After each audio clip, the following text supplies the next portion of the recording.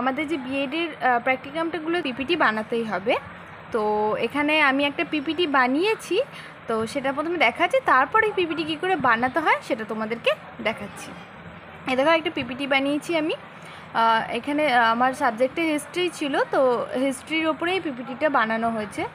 এইভাবে প্রত্যেকটা স্লাইডকে করা হয়েছে, কিছুটা লেখা, কিছুটা ছবি, কিছুটা দিয়ে এইভাবে আমরা পিপিটিকে বানিয়েছি, এইভাবে বানানো হয়েছে। তো চলো এবার দেখা যাক যে কি করে পিপিটি বানাবো। প্রথমে পাওয়ার পয়েন্টটাকে আমরা অন করে নেব। পাওয়ার পয়েন্টটাকে অন করার পরে এখানে বাঁদিকে দেখবে একটা ফাইল বলে অপশান আছে, এই ফাইলটাতে ক্লিক করবে।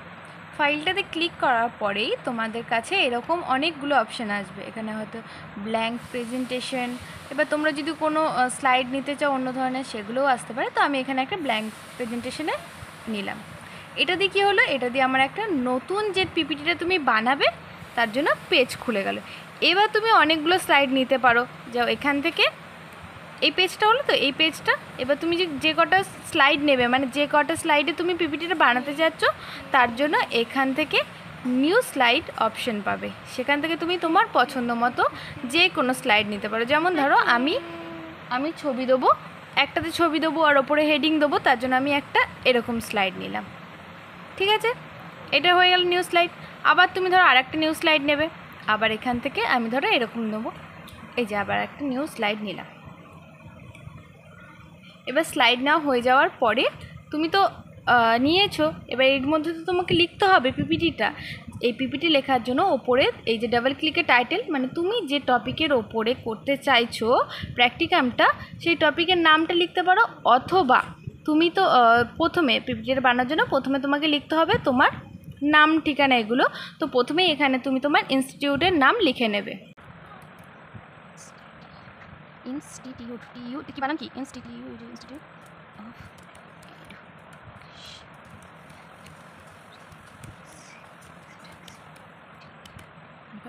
Of education and research centre.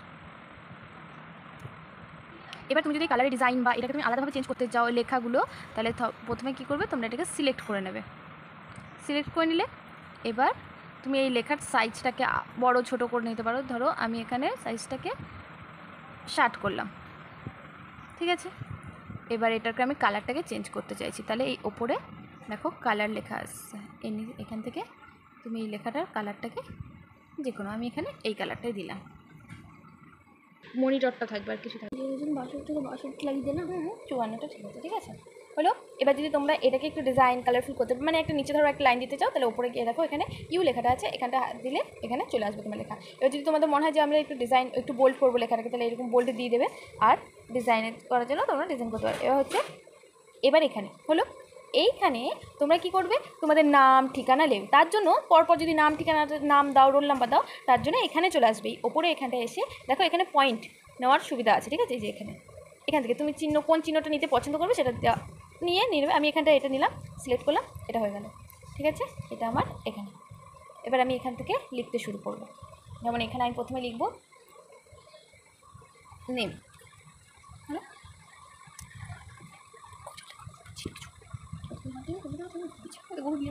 Hello, না একটা খুঁজে পাচ্ছি না, একটা চিহ্ন থাকে, ওই চিহ্নটা।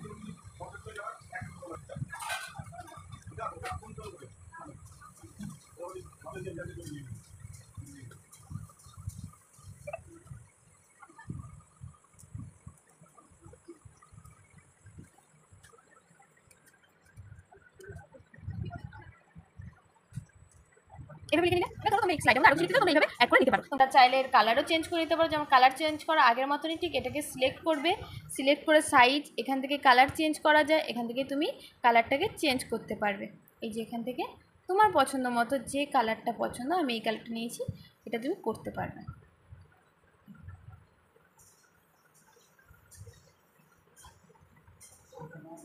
একটু মিডিলে নিয়ে নেবে, যখন কোনো একটা হেডিং দেবে সেটাকে মিডিলে দিয়ে নেবে। এবার এখান থেকে দিয়ে এর কালারটাকে চেঞ্জ করে নাও তুমি। ওইটাতে যেহেতু আমরা ব্লু নিয়েছি, এটা তো আমি ব্লুই নিলাম। এর নিচে একটা আমি হেডিং দিয়ে নিলাম। এবার এখানে দেখো, এইখানে তোমরা যদি চাও কোনো একটা ছবি আপলোড করবে, মানে এখানে লিখবে, লেখার সাথে সাথে কোনো একটা ছবি দেবে। তাহলে এই দেখো এখানে যে অপশানগুলো আছে এই অপশান থেকে তোমরা ছবি পাবে, সেখান থেকে তোমরা ছবি নেবে। এখান থেকে দেখো ওপেন করবে, এই যে ফাইলটা দেখতে পাচ্ছ এখানে ফাইল আছে বিভিন্ন, ডেস্কটপ থেকে আগের ছবিটা তোমরা আগে সেভ করবে, সেভ করার পরে এটা করবে। তাই যেমন ডেস্কটপ থেকে ডেস্কটপে গিয়ে তোমাদের যে এখানে ছবি থাকবে সেখান থেকে ছবি নিয়ে তারপরে তোমরা এখানে দেবে। এখানে আমার কাছে ছবি নেই তাই আমি এখন দিতে পারছি না, তোমরা ছবিটা নিয়ে সেখানে করবে। এইভাবে প্রত্যেকটা স্লাইডকে তৈরি করবে এবং প্রত্যেকটা স্লাইড তৈরি করার পরে অবশ্যই তোমরা যদি স্যাররা পারমিশন দেয়, যদি তোমরা স্লাইড শো দেখাতে হয় তাহলে তোমরা স্লাইড শোয়ের এখানে যাবে। এখান থেকে তোমরা ট্রানজিশন বলে একটা অপশান আছে, সেই অপশানটা গিয়ে প্রত্যেকটা স্লাইডের জন্য এই ধরনের ব্যবহার করতে পারবে। যেমন ধরো আমি ফার্স্ট স্লাইডটা নিয়েছি, এটার জন্য আমি ব্যবহার করেছি এরকম। তাহলে এই যে যখন তুমি প্লে করবে এটা এইভাবে স্লাইডগুলো খুলবে, এই জিনিসটা তুমি করবে অবশ্যই। এইভাবে করার পরে তোমরা এখানে ফাইলে যাবে না রে।